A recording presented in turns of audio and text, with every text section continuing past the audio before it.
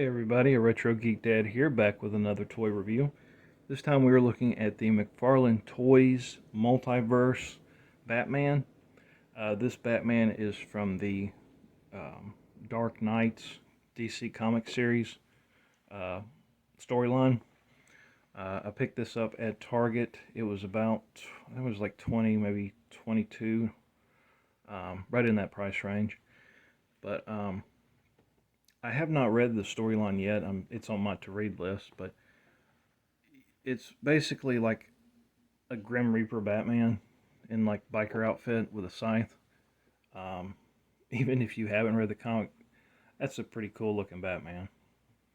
But I picked him up, and we're gonna do a review on him. But I wanted to show the package real quick.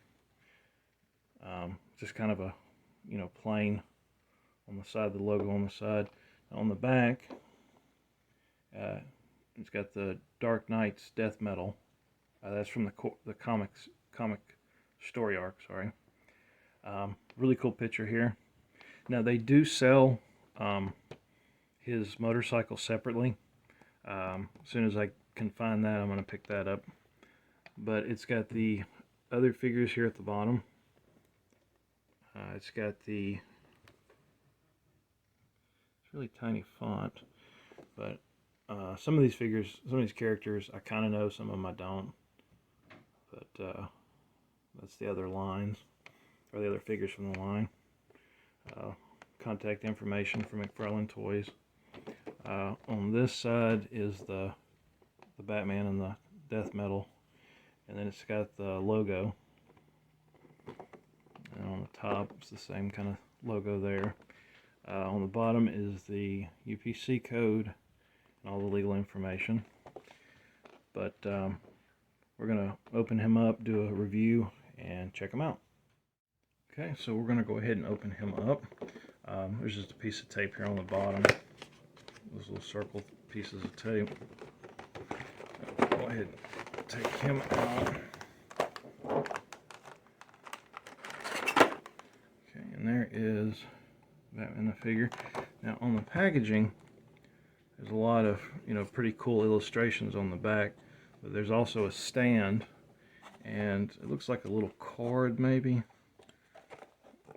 Let's see if we can't check that out. Yeah, it's like a little trading card.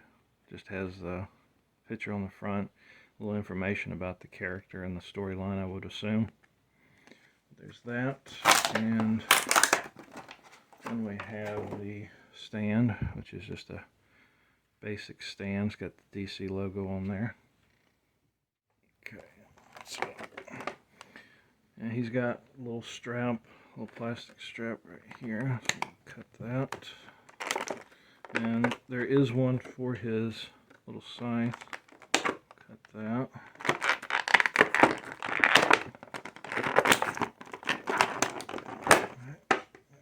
Side, clear all this trash. Alright, so here is Batman. I'm going to tilt the camera down just for a second. There we go. Okay, so it's really cool, really detailed. All the buckles and spikes and stuff. Set this to the side for a second and check out the articulation. So, head is on a ball joint, and I don't think the cape might come off. It's kind of a stretchy material, but it looks to be attached, yeah, at the neck. So the little trench coat's attached. So we have arms. It's kind of on a ball joint. Yeah, it kind of rotates a little bit up and down. Forward and backwards. There is a bicep swivel there. Arms are double jointed, and the wrist, it looks like it's on a ball joint. It kind of moves around a little bit. There is a joint there for the chest. The waist, it turns slightly, but it's more of a rocking. It goes back and forth, but it doesn't really rotate. The legs, they come all the way out. I would assume that's for riding the motorcycle. So they kind of pivot all the way out. So if you want to have them doing a split. But we have rotation here. Double joint here. Now the joints are really stiff, but they kind of click into place a little bit. Ankles on a ball joint, so they rock. There is a toe joint, so that's pretty cool. So it's a really detailed figure. It does have some pretty good articulation. The trench coat does render it a little bit, but it is attached to the figure, so I don't think it's supposed to come off. But that is pretty cool. And all the detail, all the straps and the skulls and stuff. That's really cool. Just look at all the detail. And then with his scythe, I'm not sure if it's supposed to be kind of bent like that or if that was just because it was in the packaging. But it is pretty cool. And that just fits in his hand.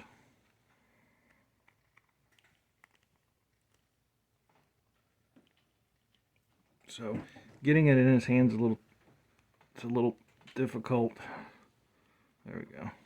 Yeah, the spikes on the back, when you're pushing it in, yeah, you'll find those real quick. But yeah, it's a pretty cool figure. I'm definitely gonna read the storyline. I know that there is another Batman that's out that's similar to this one, but instead of the scythe, he has like a red guitar, like an electric guitar. I did see that one, but I preferred this one. But let's see how the stand works. So he does have the little peg holes in his feet, and he is kind of top heavy. So of course this probably isn't the right material to have him standing flat, but it's pretty cool. It's a really detailed figure. It's really neat. I really like it. I really like all of the detail. Of course, it is a McFarlane, so they usually put a lot of detail into their figures. But yeah, I really highly suggest this figure for any Batman collectors or fans. But I'm gonna see if I can't find his little bat motorcycle. Definitely pick that up, and then we'll check him out with the cycle. But yeah, it's a really cool figure. I mean, articulation's not bad. There's not a whole lot of playability, but it is just a collectible figure. But yeah, I hope you guys enjoyed this video, and we will see you again soon.